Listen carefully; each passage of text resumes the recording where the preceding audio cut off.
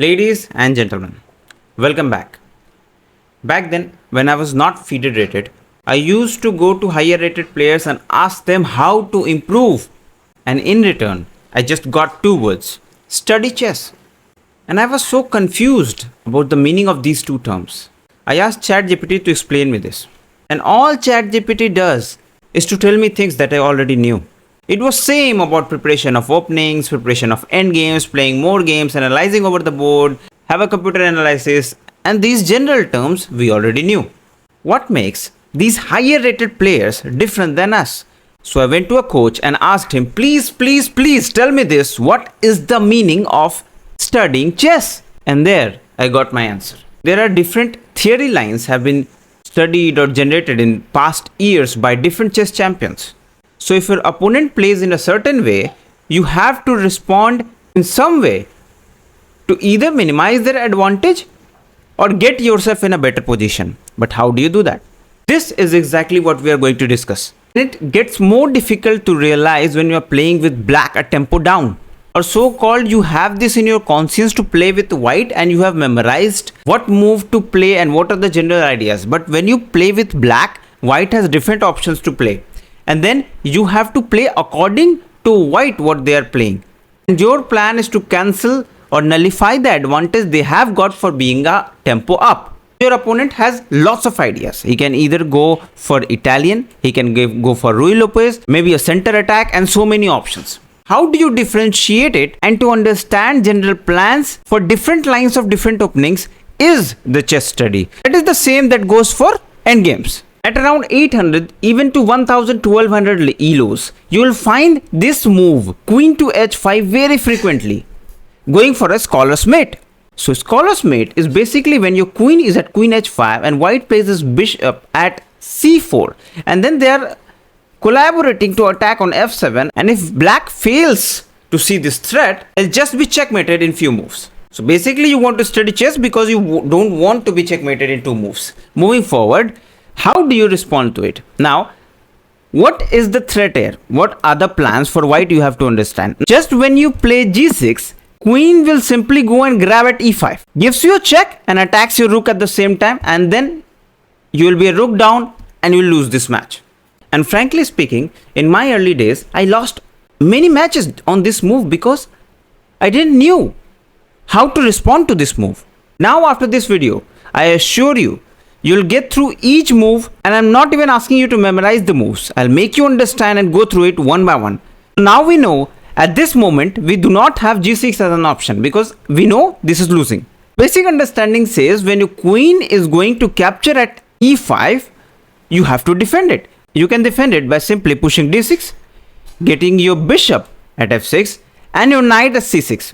Let's just differentiate all this. If you put your bishop on d6, yes, you are defending this pawn, but you are hindering your d7 pawn to move forward and then your bishop as well.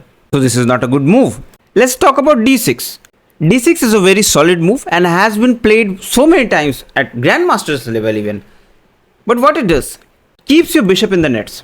And the best move, and my recommendation at this position, is knight to c6. Simply guarding this pawn at e5.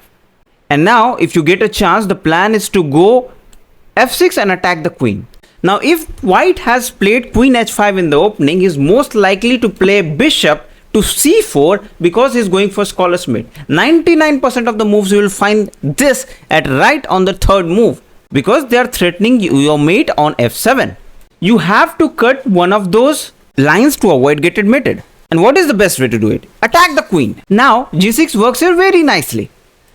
Simple g6 and attacking the queen. Now you get an extra tempo because queen has to move back. So queen goes to f3, again threatening your mate. And just when we are talking about playing with black, you don't have to get over smart and play d4 attacking the queen, because that way you will simply, white will play queen f7 check and that would be mate. Before we move forward, I would like to mention, if you want to support this channel, you will find the link in the comments and the description as well. Moreover, if you want to discuss chess with me, there's a Telegram channel I have created, and that link also you will find in the description and comments. If you like, you can come and join there and we can discuss chess. So now we know why queen to d4 is losing. How do we proceed from here? And the best way is to develop something. What best could happen if you can defend the attack and can develop at the same time? And also in this position, you can see knight to d4 is in the air attacking the queen. So white plays c3. Why? White has a plan not to let you play knight d4 attacking this queen. Simple. And also planning to go d4 himself. Now as soon as you see that there's no mate attack on the black, you simply put your bishop on g7. Why? Because it's a long diagonal. Your bishop is sitting here cutting board in two halves, and approx 99% of time at this position white would play d3 and want to put his bishop on g5, making this pin. At this position you want to get rid of this bishop because it is eyeing towards f7, and your plan is to go to a5 and just nullify this attack by taking this bishop. How? The bishop has to move either to b3, and if he leaves there, you just take the bishop here and kind of double the pawns on c file, and also kind of ruin the structure that white have. Also white has his king at the center and very vulnerable to attacks. Now white would understand that you're going for the cancellation of bishop, so he plays simply bishop b5. But now you can castle. Why? Your king is safe now, and you do not have to worry about any mate threats in the future. And you have ideas of playing maybe a6, c6, attacking the bishop. Bishop has to go back, and then you can attack b4 and get so many tempos on the bishop. And white would play bishop g5 going for the pin, and then you can attack the bishop on the h file. Now you're asking the bishop, would you like to take this knight here? Because that will simply allow you to develop a queen to f6, and when the queen captures you to get your bishop, and you will get a good advantage in the opening. Not only you are able to cancel out the advantage of being a tempo up for the white, you are actually doing good here. Black is better. So white chooses not to take the knight and help you develop. So you simply push and ask the bishop to retreat again, and bishop moves to g3. And now simple theory. When opponent's king in center, what do? You rip off the file. You make your files open. You attack the king, and that is why you go for d5, going for the center. You want to rip open it because you have castled and your opponent has not. You have a queen lying around. You may be coming to e file with the rook and attack the king here. Your bishop is ready to develop. And there are so many threats white has to deal at this moment. I know you have a question that e5 is hanging.